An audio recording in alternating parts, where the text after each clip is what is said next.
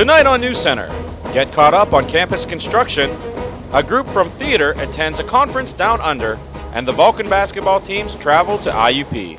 All this and more next on Newscenter.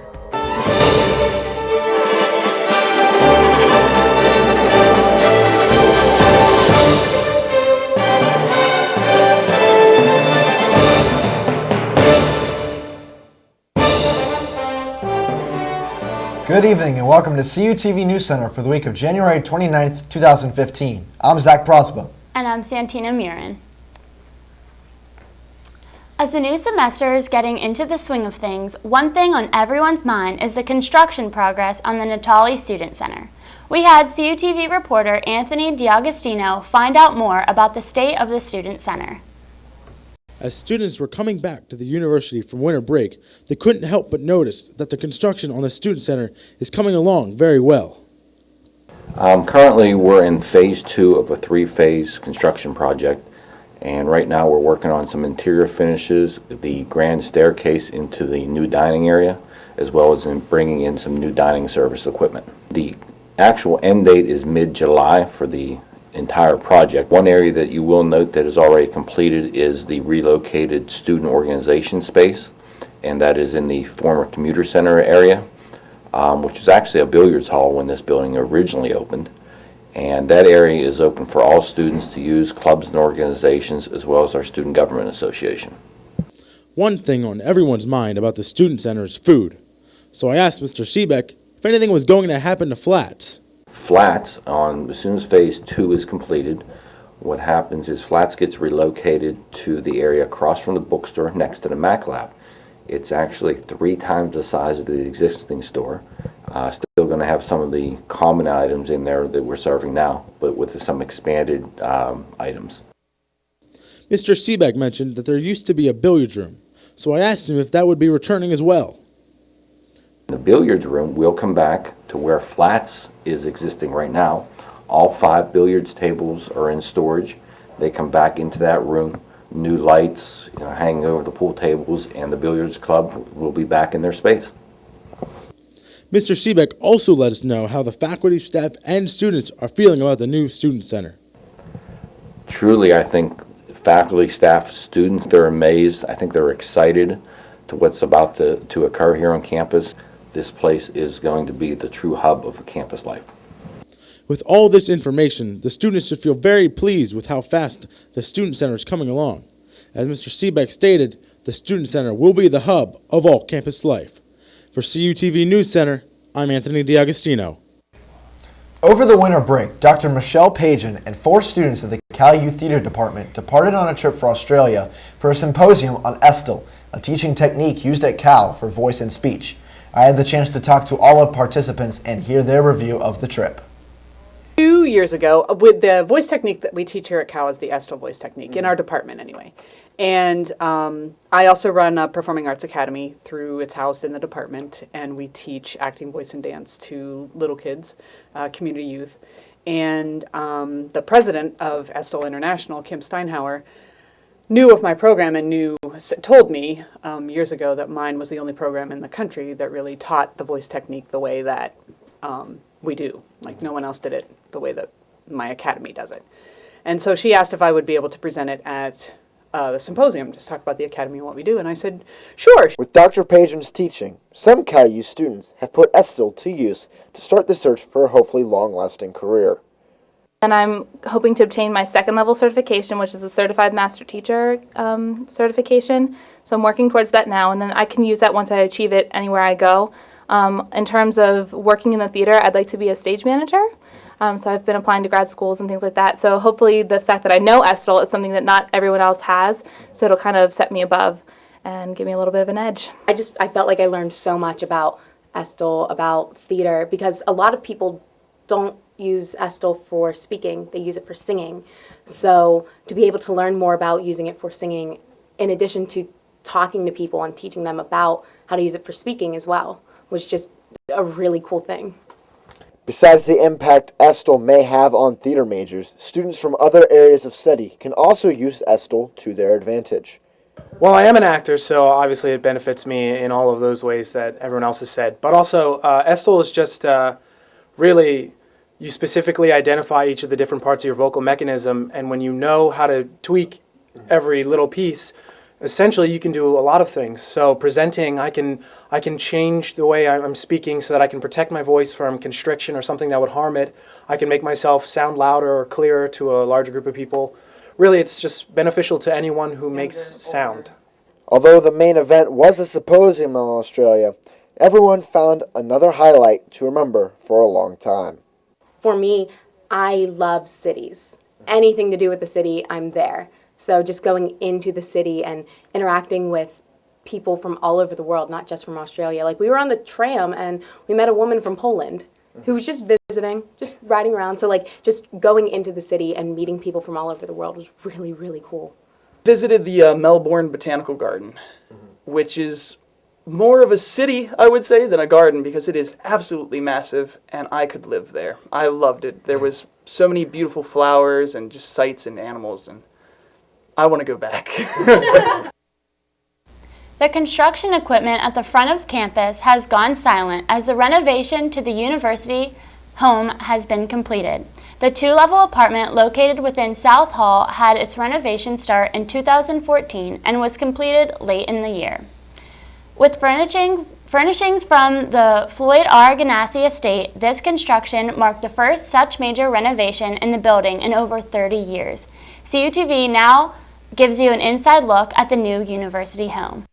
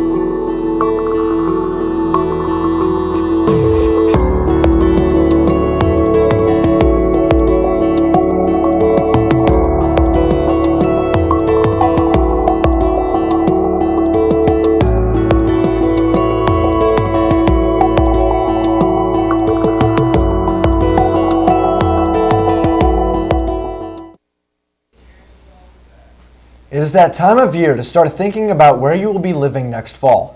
Leasing for university housing has begun for the fall 2015 to spring 2016 school year. Now, it is easier than ever to complete the online application for either Residence Hall Living or Vulcan Village Apartments. Just log on to your VIP account, click on the Housing and Dining tab, choose My Housing, and follow the on-screen directions.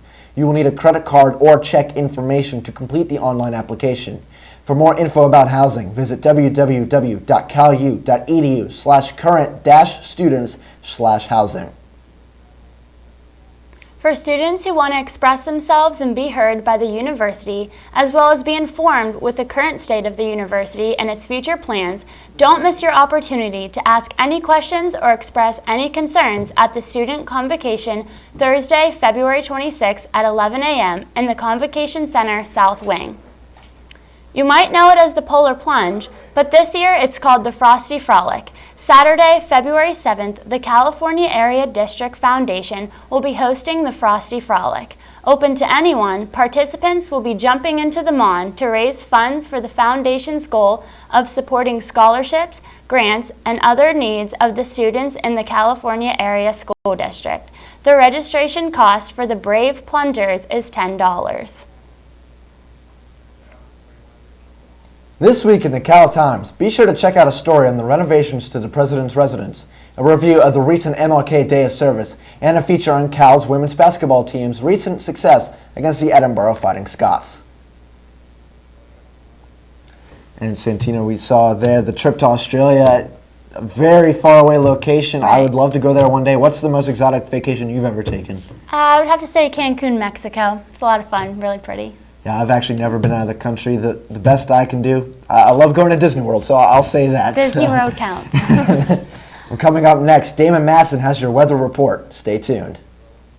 Hello and welcome up to the Cal U Weather Center. I'm student meteorologist Damon Matson here with your weather headlines for this week.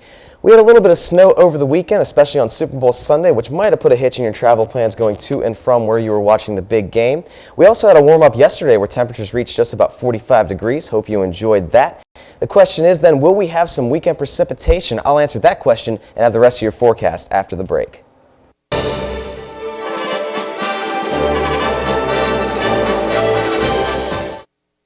One decision, endless possibilities. California University of Pennsylvania opens your mind to more than 130 programs of study. Programs that matter to education, to healthcare, to technology, to the future of our world. California University of Pennsylvania, because the world is waiting for you. Visit or apply online, calu.edu.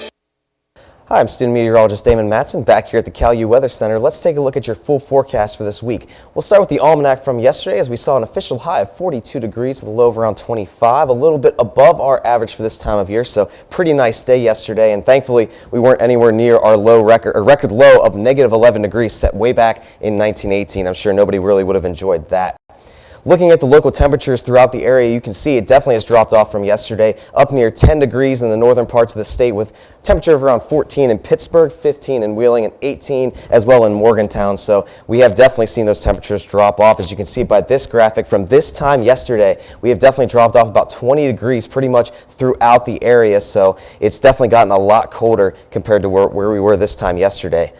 Looking at the national temperature picture, once again, we're seeing those teens possibly near zero as we go out towards the Midwest, but basically teens and 20s throughout the Midwest and the Northeast, where out west we're seeing that little bit of a warm-up, though, as they're getting temperatures near 40, possibly in the mid-30s as well.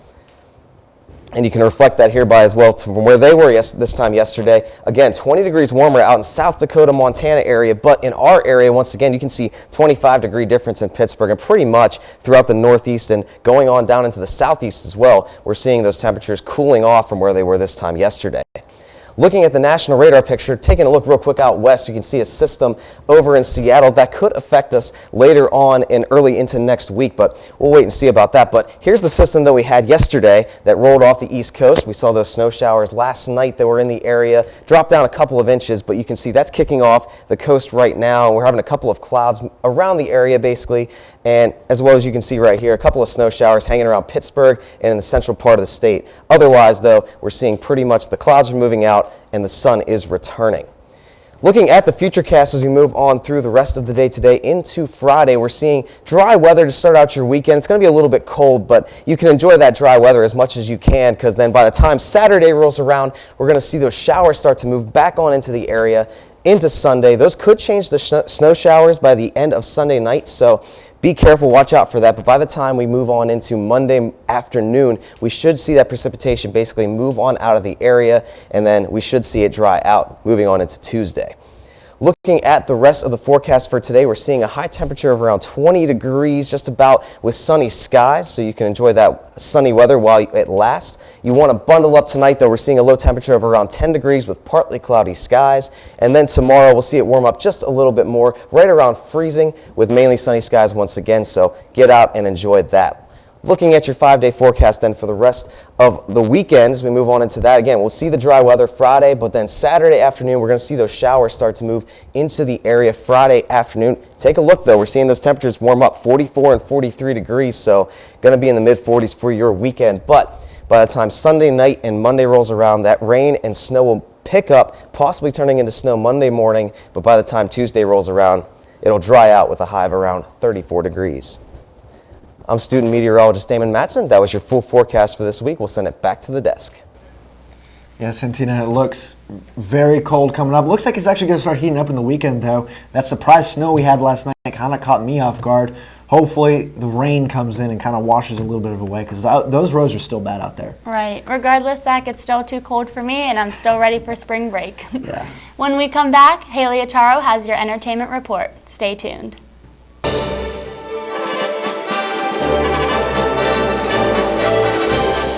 Since 1937, the Student Association Incorporated, known as SAI, has served the CalU student body by providing activities, programs, and services. Every enrolled student has the ability to take part in over 125 different clubs and organizations. Managing participation in every SAI activity is easy with OrgSync, a powerful tool for staying connected. Located 1 mile from campus, the SAI Farm has 94 acres of meeting and recreational space. SAI, it's your student association.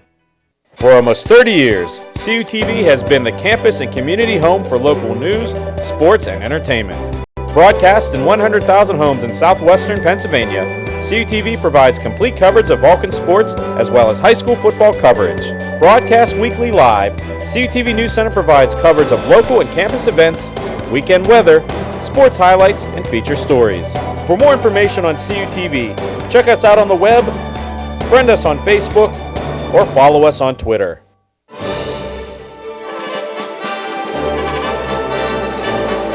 Welcome back to CUTV News Center. I'm Haley Ataro with your entertainment report.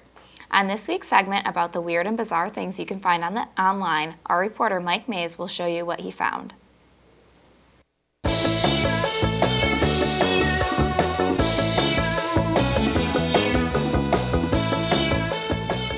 Hi, my name is Mike Mays. My friends consider me an expert on finding strange and little weird things online. So here are 3 things I found online this week. Carlo Mandia, known for his role in the Nick TV series Power Rangers Wild Force, has been arrested for the killing of his roommate Joshua Sutter. Police say Mandia stabbed his roommate in the chest with a sword. A big rig hauling frozen chicken collided with a truck carrying bees in Southern California. The accident caused a huge explosion, covering the highway with roasted chicken and bees. A Massachusetts man named Pierre builds an igloo in his backyard and rents it out as a bed and breakfast. The igloo sleeps 2 and also has a bathroom. So there you have it, my 3 things I found online for this week. If you guys find anything, let us know. For CUTV News Center, I'm Mike Mays. This week in pop culture, the nominations for the 2015 iHeartRadio Music Awards were released. The big event returns March 29th from 8 to 11 p.m. on NBC. Iggy Azalea and Sam Smith led the way with 5 nominations each, while Ariana Grande and Taylor Swift both received 4. Along with Luke Bryan, they are all up for Artist of the Year. Fans will select the winners based on Fan Army, Best Lyric categories, as well as the first ever Renegade category. Voting begins March 2nd and ends March 20th. Jimmy Fallon caused quite the buzz over his show this Sunday after the Super Bowl. The show was packed with different celebrities throughout the show. He started with an a cappella version of We Are the Champions with 9 different celebrity singers. Ariana Grande also performed her new song, but what has been getting the most buzz is the lip sync off between Jimmy himself, Will Ferrell, and Kevin Hart. Each got to choose 2 songs to perform in the audience. Will's selections included Beyoncé's Drunken Love and Disney's Frozen Let It Go. Kevin Hart opted for Katy Perry's Eye of the Tiger and John Legend's All of Me. Finally, Jimmy chose Kelly Clarkson's Since You've Been Gone and brought in a special guest, Drew Barrymore, to assist him in his song from Dirty Dancing. It was quite the show. After the 2015 Super Bowl halftime performance, social media blew up after Katy Perry brought out rapper Missy Elliott. During the after show, many people took to Twitter saying they didn't know who Missy Elliott was. The tweet sparked lots of buzz as Missy Elliott is a Grammy award-winning singer with many top hits like Get Your Freak On, Work It, and Lose Control. Missy later took to Twitter to thank her fans and of course say that she's been around for 20 plus years. And finally, E! News is airing a wedding special to be talked about this week. E! is airing America's first ever televised gay wedding. The NSYNC pop star Lance Bass will wed fiancé Michael Turchin February 5th on E! The 90-minute special will follow the couple from the early stages of planning right up to their vows at the altar. This Friday, February 6th, Funny Freakin' Friday welcomes comedian Scott Schindlinger to Cal. The show goes from 7 to 8 p.m. in the Vulcan Theater, so make sure to come for a night of laughs brought to you by the Student Activities Board. Also next Thursday, February 12th from 11 a.m. to 3 p.m., stop by Natalie Student Center to create your own fishbowl. All you have to do is bring your own fish and then build its habitat with pebbles and a fishbowl. It's the perfect pet for your dorm, apartment, or house. Brought to you by the Student Activities Board. This Sunday, February 8th from 5 to 6 p.m., you can go to Yoga and Hair and Fitness Center, brought to you by Alpha Kappa Alpha Sorority. This yoga class will be with the ladies of Alpha Kappa Alpha Sorority and taught by Nicole Porch of Alpha Sigma Alpha. This week in the Vulcan Theater is the animated hit Big Hero 6. This movie is an action-packed comedy adventure that introduces Baymax, a lovable personal companion robot who forms a special bond with robotics prodigy Hero. When a devastating turn of events places them in the midst of a dangerous plot, unfolding Hero turns to Baymax and his diverse group of friends. A General Drunky Chimango, Neatneck Wasabi, Chemistry Whiz Honey Lemon, and Famby Fred all transform into a band of unlikely heroes. Showtimes are 4, 8, and 11 on select dates. All right, guys, we have to talk about that halftime performance. You know, Katy Perry brought Missy Elliott out. I can't believe people don't know who she is. Like, are we old now? I don't know. That's like us growing up. It's like, that's who we listen to. Yeah, and I'll be honest, I actually did not like Missy Elliott's part of the halftime show. Yeah, I understand why she brought her out. I wanted more Lenny Kravitz, though. He performed one song with her, and Lenny Kravitz is a really good guitar player. I wanted to hear him a little bit more throughout the show, but it was still an overall good show, in my opinion. I mean, I was pumped that she brought her out. Missy Elliott, that's like still, I mean, even though she's still relevant, it was still a throwback, like that stuff we listened to. Overall, I loved the performance, regardless of all the uproar that was on Twitter and everything. I thought everyone did well. Me too. Thanks, Haley. When we return, Matt Hagee has your sports report. Stay tuned.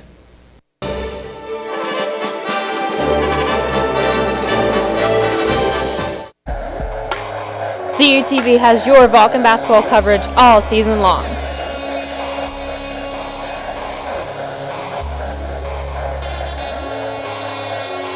Watch as the Vulcans look to make a run through the PSAC West into the playoffs.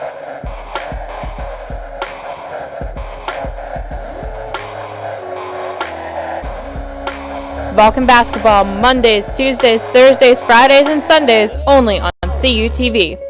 The Multimedia Access Center is an open lab where California University students can work on an assignment, attend a workshop, print a document for class, or take advantage of a variety of services such as large format printing, web development, and graphic design. Located in the renovated Natalie Student Center across from the student bookstore, the Mac Lab is also your home for OrgSync support and services. For hours of operation or for more information, stop by the Mac Lab, visit our website, like us on Facebook, or follow us on Twitter. Save preset 1 for Cal U's best music. More music in the car. More music in the door. More music everywhere. This is 91.9 WCAL Power 92. The home of the Vulcan Nation. Playing Cal U's best music. 91.9 WCAL. WCAL Power 92.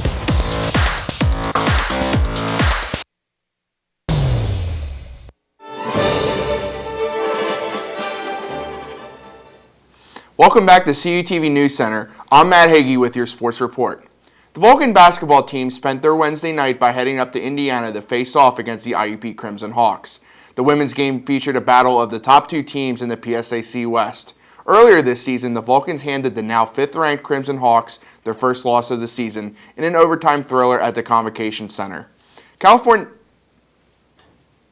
And we'll just go right to the highlights here. Irina Kuko goes in, starts the scoring off, gets California out to an early lead.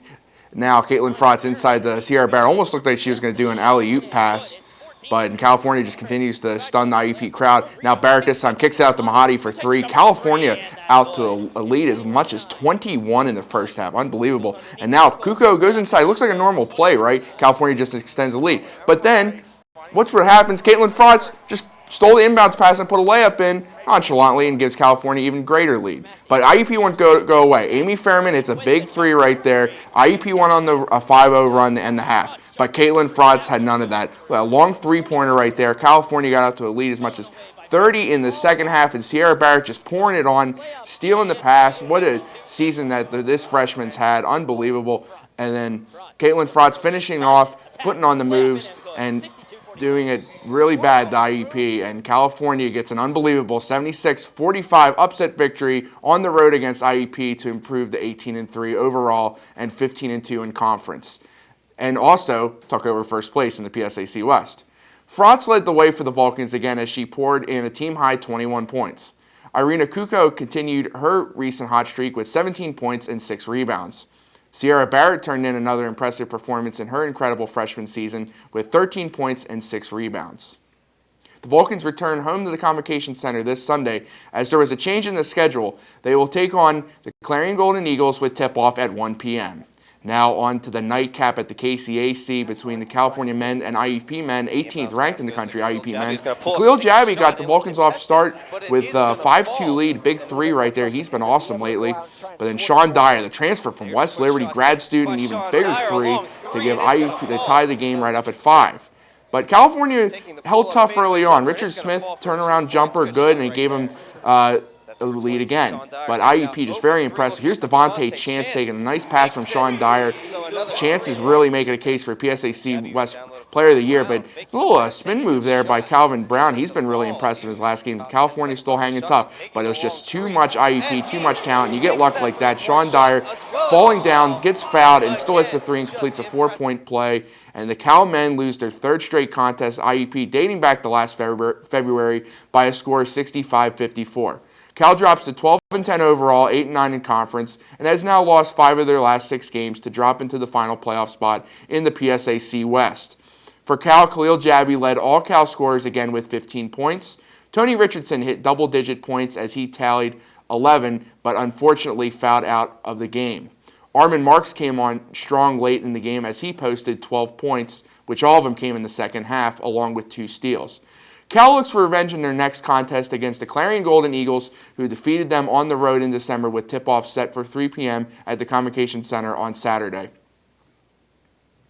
One of the most important keys to success in any sports team is having a strong fan base behind them.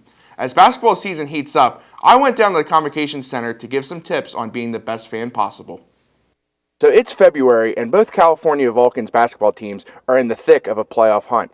So when the road teams come to the Convocation Center, I'm going to give you some tips on how to give these teams a proper home court advantage. Oh, God. Tip number 1, don't stay off your phones as much as possible and be aware of the games because you get hit by basketballs, water bottles, or basically other fans slapping you in the face for being on your phone. Tip number 2, be the best sport possible. Don't swear because you don't know. There's going to be little kids around, and that could be really bad because then you could get their mom or dad yelling at you. And personally, for all the players out there, they're working just as hard as the California Vulcans team are, and they don't appreciate comments like that. So no sexist or racist remarks. Just be a good sport and have a good time and root responsibly. Tip number 3, be as loud as possible when the opposing team is on offense. That's where the home court advantage starts. You want to get them off sync and not be able for them to hear themselves talk or communicate. If it's like a funeral setting, they'll be able to run the offense properly and get as many points as possible.